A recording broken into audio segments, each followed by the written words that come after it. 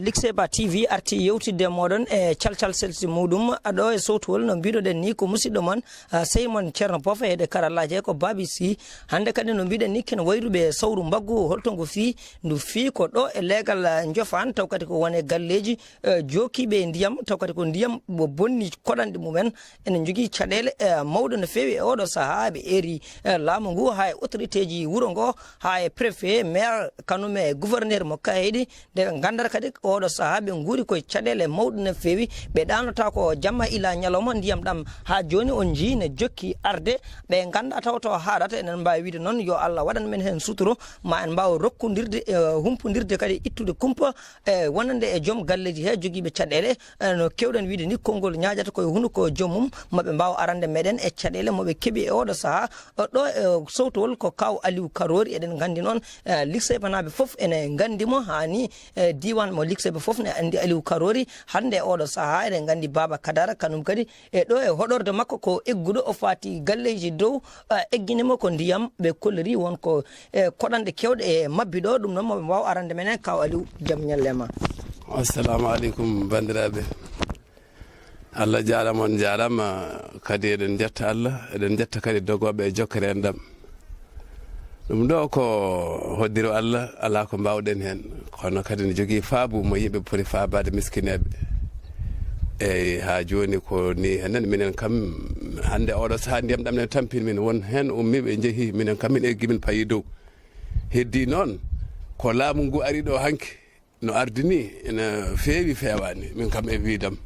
so laamu ari yi hunde foti ko namdade gaare bindon inde yimɓe inde ma an kadi wona egge laamu fonno egginde minen komin jiyanno ko laamu egginte nawa yimɓe école aji walla nawa yimɓe on cuuɗi walla mbiya paento ɓe mbiya tan ko egge ɓe potani konngol ɓe wene jah min noon min gandirano noon sa wi neɗɗo eggu miskine Allah aɗa fayi walla ala aɗa fayi walla anda aɗa fayi sa wi ɗum eggu tan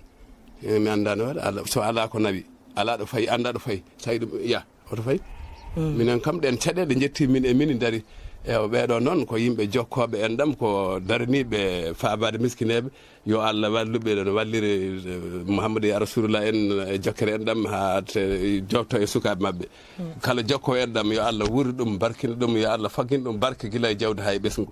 paabo ɗon miskineɓe ɓe minen de hande min tampi emin lorli wallahi Allah hande min tampi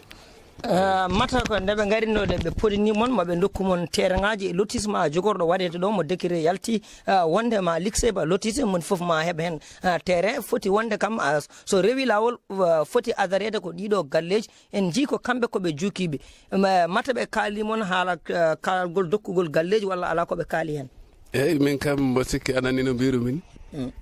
mbimami ko ɗeɓe jetti tan ɓe juuri tan ɓe mbi egge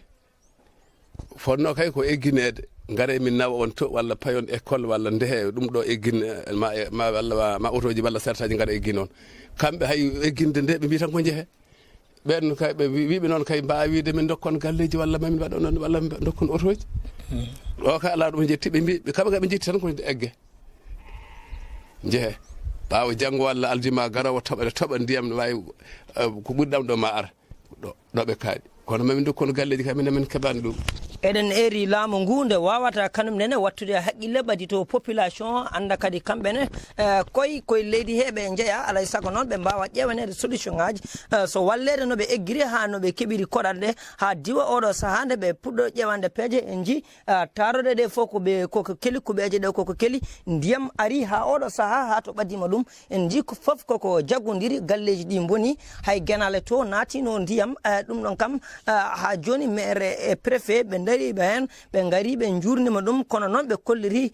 jomen galleji ɗi kolliri ala ko ɓe mbi ɗumen so wona egge ɗum noon ene ɗeeɓi jiiɓade seeɗa ɗum noon alay saago ɓe mbawa artude e mabɓe ɓe ƴewanaɓe solution goɗɗo moɓe mbawi dañandeɓe oɗo saaha koɓe jukiɓe bagage uji mabɓe foof koko boni e Allah e ndiyam ɗum noon ɗo to dariɗen ɗo koye ndiyam e radio Liksƴɓa TV an nana jokki waɗande mon kumpital so Allah lamɗo jaaɓi kala hen ko wawi wadde ma aduna o kam wawtinde e ɗum noon ne eri Liksƴɓa naɓe e fédéral mo Liksƴɓa fedde kawtal pelle yo gandu kadi taw kadi ko daraniɓe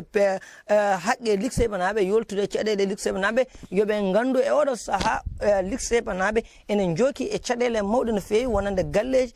kettuɗi lesɗi foof jomen guesa kadi kanoɓen oɗo saaha koko dartini dawi mumen nana jotti galleji e doole mumen ɓeɗon kadi alay saago laamu ngu wallaɓe solution en jiino